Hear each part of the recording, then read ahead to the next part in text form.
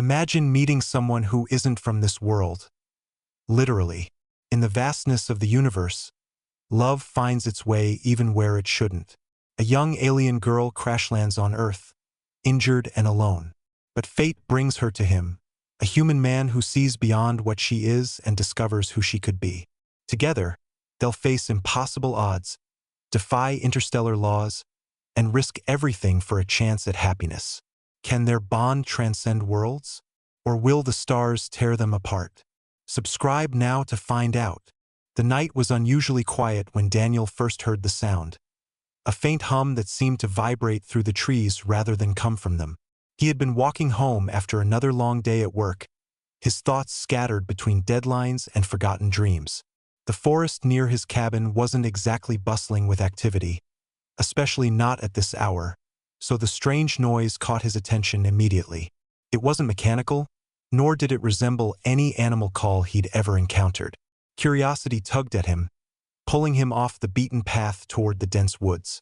As he moved deeper into the shadows, the air grew colder, almost unnaturally so.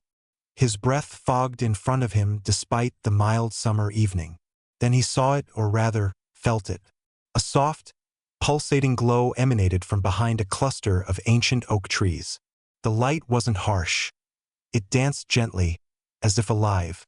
Against all logic, Daniel stepped closer, drawn by something primal yet inexplicable. What he found there would change his life forever. Lying amidst the roots of an enormous tree was a figure unlike anything he'd ever seen. At first glance, she appeared human. Delicate features framed by silvery hair that shimmered faintly in the dim light. But then he noticed the subtle differences. Her skin glowed faintly with an iridescent hue, and intricate patterns resembling constellations shifted across her arms and neck. Her eyes were closed, but even unconscious, she radiated an otherworldly beauty. Around her lay shards of what looked like crystalline metal, remnants of some kind of craft. Daniel hesitated, torn between fear and fascination. Was this real? Could it be? Before he could decide whether to run or call for help, her eyes fluttered open. They weren't just unusual. They were mesmerizing, pools of liquid starlight that seemed to pierce straight through him. For a moment, neither of them spoke. She stared up at him, confusion and vulnerability etched onto her face. And then, softly, she whispered a single word in a language he didn't understand. But somehow, he knew it meant help. Her name, she eventually told him, was Lyra. Communication was difficult at first. Her attempts to speak came out in melodic tones that sounded more like music than words. Yet somehow, Daniel understood fragments of meaning. Over time, they developed a rudimentary form of communication using gestures, drawings, and shared emotions. He learned that she was from a distant planet called Zithera, though she couldn't or wouldn't explain how she ended up here. All she revealed was that her ship had malfunctioned during a routine mission, leaving her stranded. Daniel brought her back to his cabin, hiding her existence from prying eyes. It wasn't easy. Lyra's presence was both enchanting and overwhelming. Everything about her seemed designed to inspire awe, the way her skin shimmered in sunlight, the faint hum of energy that surrounded her, the way she moved with an elegance that defied gravity. Yet beneath the otherworldly exterior was a person, fragile and scared, trying to make sense of a foreign world. At first, Daniel tried to keep his distance, telling himself it was safer that way. But Lyra had a way of breaking down walls without even trying. One evening, while sitting by the fire, she reached out and touched his hand. The contact sent a jolt through him, not painful but electric, as if her very essence connected with his soul. That moment marked the beginning of something neither of them expected. Trust, followed by friendship, and finally, something deeper. Days turned into weeks, and Lyra began adapting to life on Earth. Daniel taught her basic human customs, marveling at how quickly she picked things up. She was fascinated by everything: the taste of food, the feel of wind against her skin, the concept of laughter. In return, she shared glimpses of her own world. Through fragmented stories and vivid imagery projected onto the walls of the cabin, a trick she performed effortlessly. Daniel saw visions of sprawling cities built among the stars, oceans that sparkled like diamonds, and creatures that defied imagination. But not everything was idyllic. Lyra often spoke of the Council, a governing body on her planet that monitored space travel and enforced strict rules about interaction with lesser-evolved species. She hinted that her crash landing might have been intentional sabotage, though she refused to elaborate. There was also the matter of her health. Despite appearing resilient, Lyra grew weaker each day. Her glow dimmed slightly, and the patterns on her skin flickered erratically. When Daniel asked about it, she simply smiled and said, "I'm fine." But he knew better. One night, unable to sleep, Daniel sat outside staring at the stars. Lyra joined him silently, wrapping herself in a blanket he'd given her. For a while, neither of them spoke. Finally, she broke the silence. "Do you believe in destiny?" she asked, her voice barely above a whisper. Startled, Daniel turned to look at her. Her expression was unreadable, but her eyes held a sadness he hadn't noticed before. "Why do you ask?" he replied cautiously. She hesitated before answering. "Because I think we're supposed to meet, even if it means breaking every rule." Lyra's condition worsened over the next few days. Daniel watched helplessly as her once vibrant glow faded further, replaced by a pale translucency that made her seem almost ghost-like. Desperate to help, he scoured the internet for answers, searching for anything remotely related to extraterrestrial biology. Most of what he found was pseudoscience or conspiracy theories, but one article caught his eye. It mentioned a rare mineral called astrolite, rumored to stabilize energy signatures similar to those emitted by advanced alien technologies. Though skeptical, Daniel decided it was worth investigating. Tracking down astrolite proved challenging. According to the article, the mineral was only found in remote mountain ranges, accessible only during specific lunar alignments.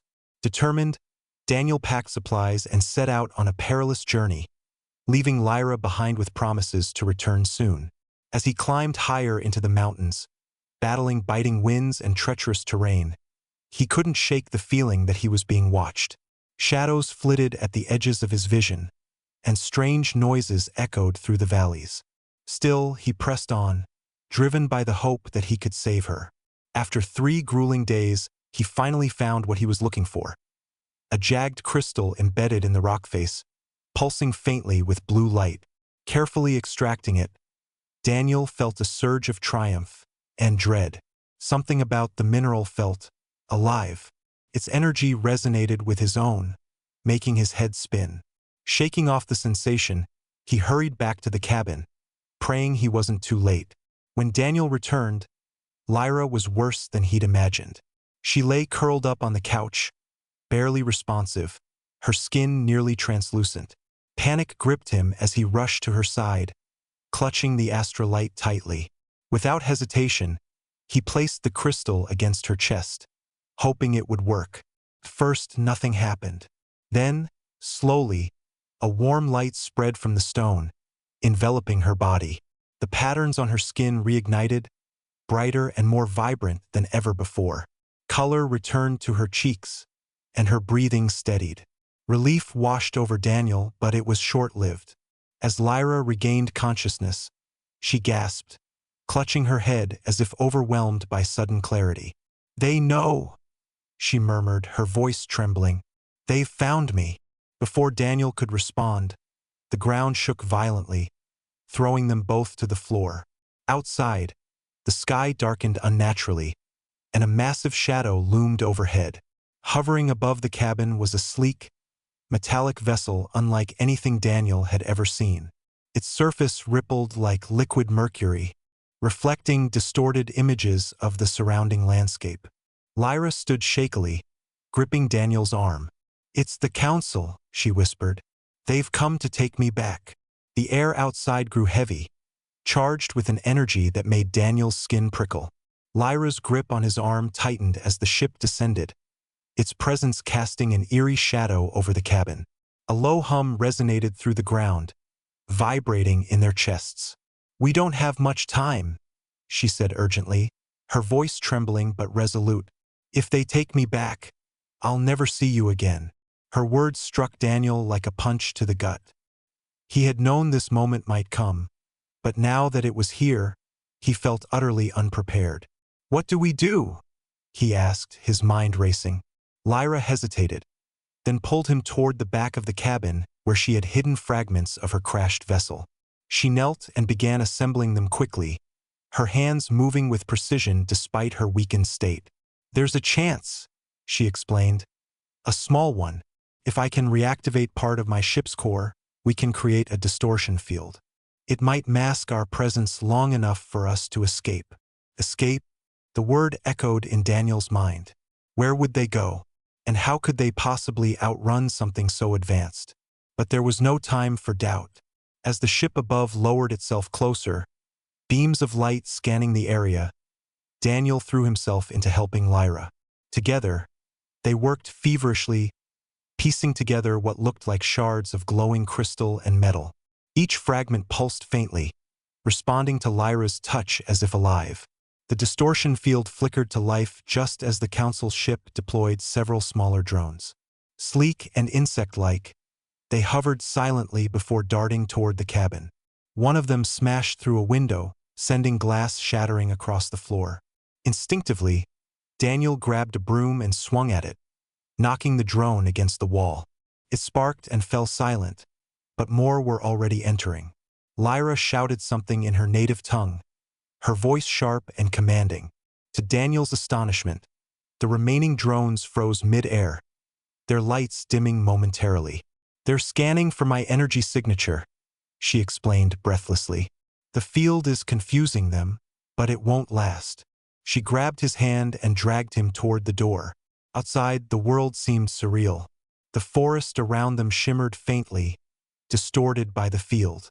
Trees bent unnaturally, and the stars above appeared blurred, as though seen through rippling water. "We need to get to higher ground," Lyra said, pulling him forward. "The field will weaken as we move, but maybe, just maybe, we can buy ourselves enough time." Daniel didn't argue. His heart pounded as they ran, dodging fallen branches and leaping over roots. Behind them, the Council's ship loomed larger, its metallic surface reflecting the chaos around them. They weren't safe yet, not even close. As they climbed higher into the hills, Lyra stopped suddenly, clutching her side. Daniel turned to see her doubled over, her glow dimming again. "What's wrong?"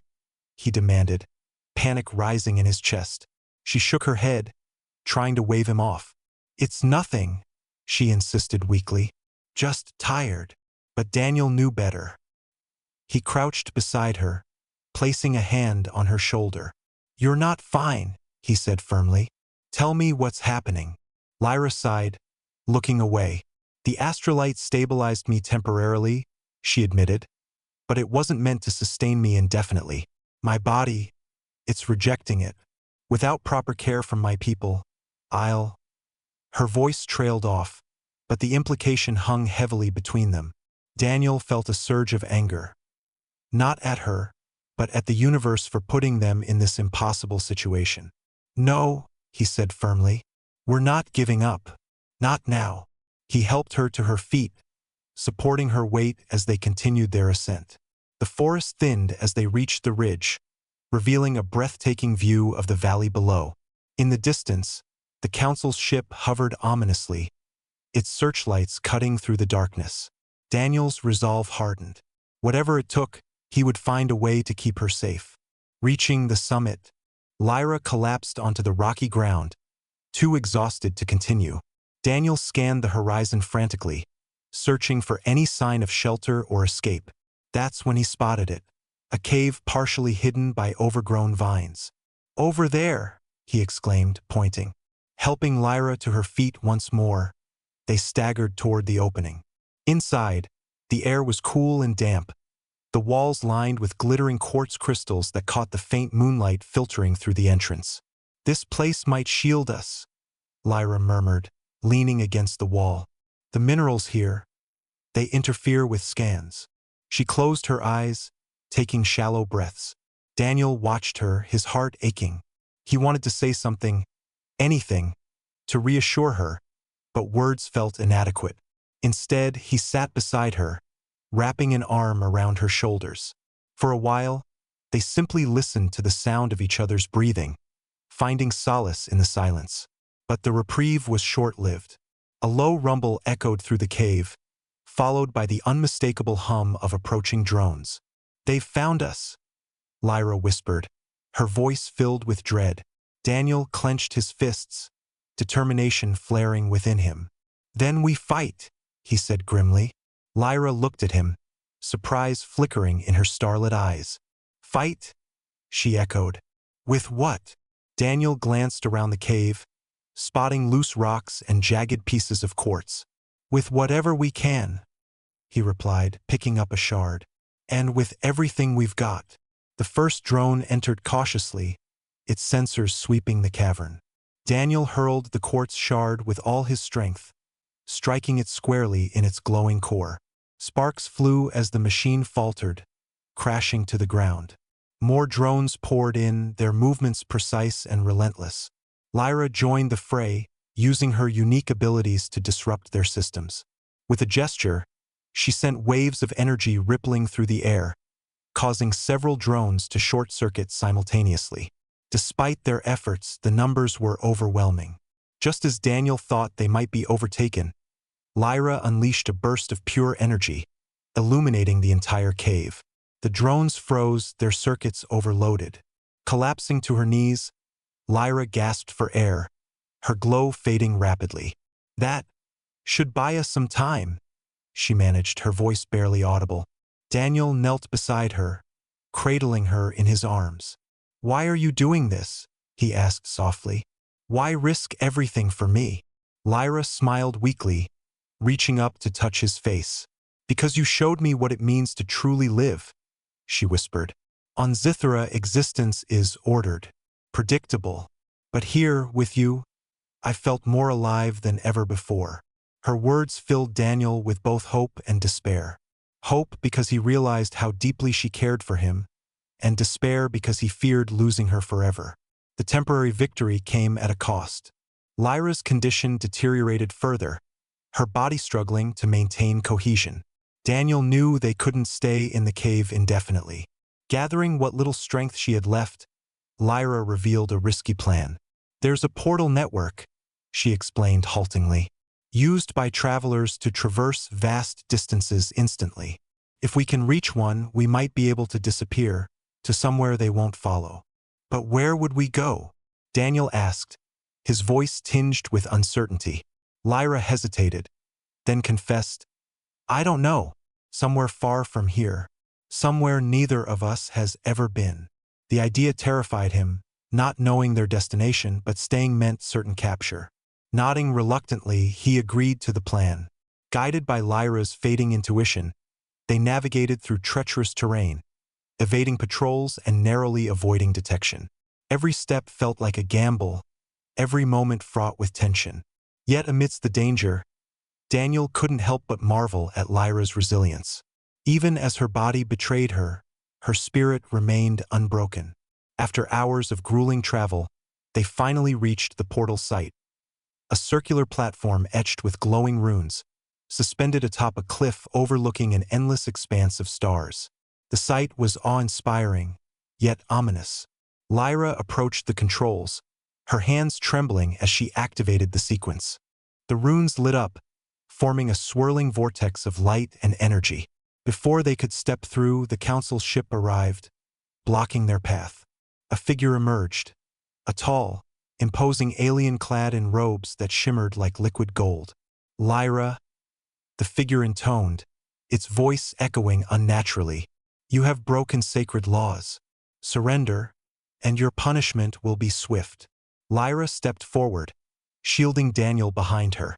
"I won't go back," she declared, her voice steady despite her frailty. The figure raised a hand, summoning a force field that pinned them in place. "Then you leave me no choice," it said coldly.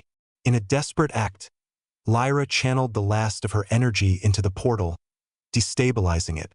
The vortex expanded violently, engulfing them both. Daniel felt a searing pull, as if his very essence was being torn apart. Then everything went black. When Daniel awoke, He found himself lying on soft grass beneath a sky painted in hues of violet and gold.